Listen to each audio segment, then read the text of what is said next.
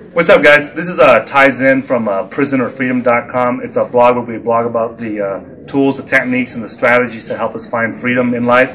And with us here today, we have James D'Angelo from the World Bitcoin Network. And we're all here at the Texas Bitcoin Conference. And here we have the famous Charlie Lee from the inventor of Litecoin. And we wanted to talk today about Litecoin being on BTC China. Could you talk a little bit about that, some of the challenges that you ran into to bring it on there, and how it's changed the market? Sure. So I guess you all know that BTC China recently started trading Litecoin. Okay. So, and people know that BTC China's CEO is Bobby Lee, who's my brother. Yes. Bigger, older brother or younger brother? Okay. Older brother. So last year, I talked to him about it. Okay. Tried to convince him to add Litecoin. Took him about 6 months. Oh yeah? So 6 months to convince your own older brother? Yeah. Took me about 6 months to convince him. Okay. Well, I mean, I had to convince him and his other founders. Okay. He had like 2 other co-founders. So they were concentrating on doing Bitcoin, right? They wanted to do Bitcoin right. They didn't want to be distracted with other alternate currencies. Okay. And the alternate coins, there was like so many, right? So you can't like support all of them. So I think Litecoin has gotten to a point where people realize that it's the second most popular, or the most popular alternative to Bitcoin. Yeah. And it's here to stay.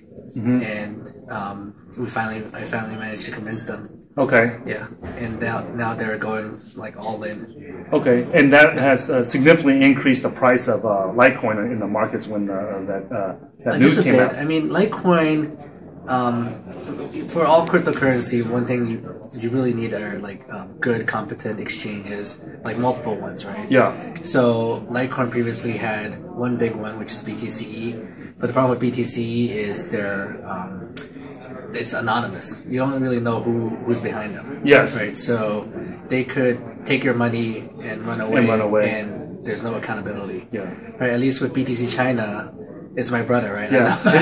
Your brother's face is attached to it. Yeah. So I feel very good leaving my money with him, right?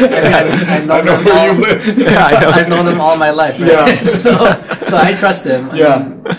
Some people might not know him, might not trust him as well, but at least they're venture backed, right? They're backed by Lightspeed Ventures in the US, also in China. Yeah, that was big. Right, and they're run by competent people. And yeah.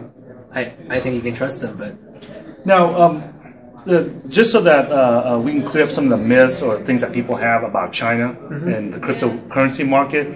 Now, does the Chinese government allow you to buy the Bitcoins and the Litecoins from BTC China? How does that work right now? I'm not clear about what's going on in China. Okay. Like they came out with some regulations saying that buying Bitcoin is legal. Okay. But then they also cracked down on third-party processing of getting RMB into the exchange. Right. Okay. So right now, it's supposed to be legal, but there's problems. But I think right now, exchanges are able to do it. Yeah. And they can crack down any minute and stop it. Right? Okay. So it's unclear because. Okay. Yeah.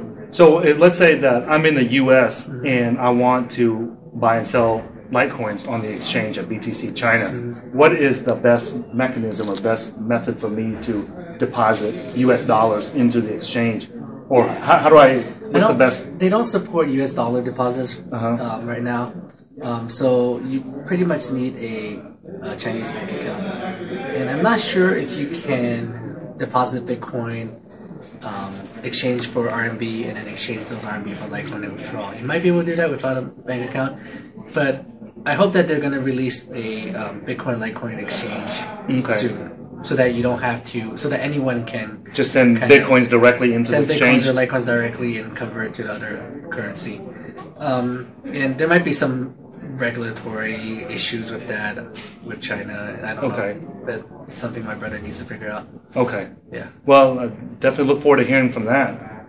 Technically, it's not any more difficult for your brother, though, to incorporate any coin, correct? Yeah. So it was really just a flip of a switch for him, or was there some other reason why he waited so long? I mean, there's some differences between Litecoin and Bitcoin with respect to like the fees. Obviously, the code is different, so you have to run both like the Bitcoin D backend and also Litecoin D backend. we support both, but there's differences with fees and stuff. So there's a little bit of technical work to support it, but it wasn't that hard. Right. So. So now that Litecoin is being accepted on, being traded on BTC China, do you have any interactions with that other than the fact that he's your brother? I mean, do you have any day-to-day work or activity that's involved in? I mean, I didn't do any of the work for that. So it's all him and his employees doing that. And I talked to him and give him advice on how to do like cold storage for Litecoins. And different things with respect to that. But other than that, it's all his work.